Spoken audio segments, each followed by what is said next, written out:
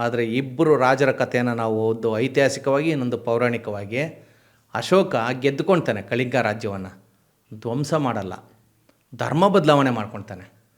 ರಾಜ್ಯನ ಯಾರಿಗೂ ದಾನ ಮಾಡಲ್ಲ, ತಾನೇ ಇಟ್ಕೊಂಡು ತಾನೇ ಬೌದ್ಧ ಧರ್ಮಕ್ಕೆ ಬಂದು ಅದರ ಅಭಿವೃದ್ಧಿಗೆ ಕಾರಣಕರ್ತ ಆಗ್ತಾನೆ. ಆದರೆ ಅಶೋಕನಿಗಿಂತ ಹಿಂದೆ ಇದ್ದಂಥ ಭರತ ಬಾಹುಬಲಿ ಕಥೆಯನ್ನು ನಾವು ಓದ್ಬಿಟ್ರೆ, ಭರತ ಬಾಹುಬಲಿಗೆ ಯುದ್ಧ ಆಗುತ್ತಲ್ಲ, ಬಾಹುಬಲಿದು ಒಂದು ರಾಜ್ಯ ಇರುತ್ತೆ, ಭರತಂದು ಒಂದು ರಾಜ್ಯ ಇರುತ್ತೆ, ಯುದ್ಧ ನಡೆಯುತ್ತೆ. ಇವನ ರಾಜ್ಯ ಅವ್ನು ಗೆಲ್ಲಬೇಕು ಅಂತ, ಅವನ ರಾಜ್ಯ ಇವನು ಗೆಲ್ಲಬೇಕು ಅಂತ ಯುದ್ಧ ನಡೆದಾಗ ಭರತ ಸೋತು ಬಿಡ್ತಾನೆ. ಅಲ್ಲಿಗೇನಾಯಿತು, ಭರತನ ರಾಜ್ಯ ಕೂಡ ಬಾಹುಬಲಿಗೆ ಬರುತ್ತೆ. ಅಂದರೆ ಬಾಹುಬಲಿ 2 ರಾಜ್ಯದ ಅಧಿಪತಿ. ಆ ಗೆದ್ದಂಥ ಬಾಹುಬಲಿ 2 ರಾಜ್ಯ ಇಟ್ಕೊಂಡು ಅಧಿಪತಿ ಆಗ್ಬೋದಿತ್ತು, ಅವನು ಇಟ್ಕೊಳ್ಳಲ್ಲ. ಭರತನ ರಾಜ್ಯವನ್ನು ಅವನಿಗೆ ವಾಪಸ್ ಕೊಡೋದಲ್ಲದೆ ತನ್ನ ರಾಜ್ಯನೂ ದಾನ ಮಾಡ್ತಾನೆ. ಇದು ಜಗತ್ತಿನ ಇತಿಹಾಸದಲ್ಲಿ ಬೇರೆ ಎಲ್ಲೂ ಇಲ್ಲ. ಯಾವ ರಾಜನೂ ತನ್ನ ರಾಜ್ಯವನ್ನು ಸೋತ ರಾಜನಿಗೆ ದಾನ ಮಾಡಿರೋ ಇತಿಹಾಸ ಇಲ್ಲ.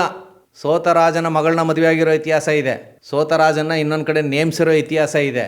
ಆದರೆ ಎಲ್ಲಿಯೂ ಕೂಡ ಸೋತ ರಾಜನಿಗೆ ಅವನ ರಾಜ್ಯನೂ ಕೊಟ್ಟು ತನ್ನ ರಾಜ್ಯನೂ ಕೊಟ್ಟು ನನಗೇನು ಬೇಡಪ್ಪ, ನಾನು ದಿಗಂಬರನಾಗಿ ತಪಸ್ ಮಾಡ್ಕೊಂಡು ಹೋಗ್ತೀನಿ ಅಂತ ಹೇಳಿದಂಥ ಏಕೈಕ ವ್ಯಕ್ತಿ, ಏಕೈಕ ಘಟನೆ ಜಗತ್ತಿನ ಇತಿಹಾಸದಲ್ಲಿ ಅದು ಶ್ರವಣಬೆಳಗೊಳದ ಗೊಮ್ಮಟೇಶ್ವರಂದು.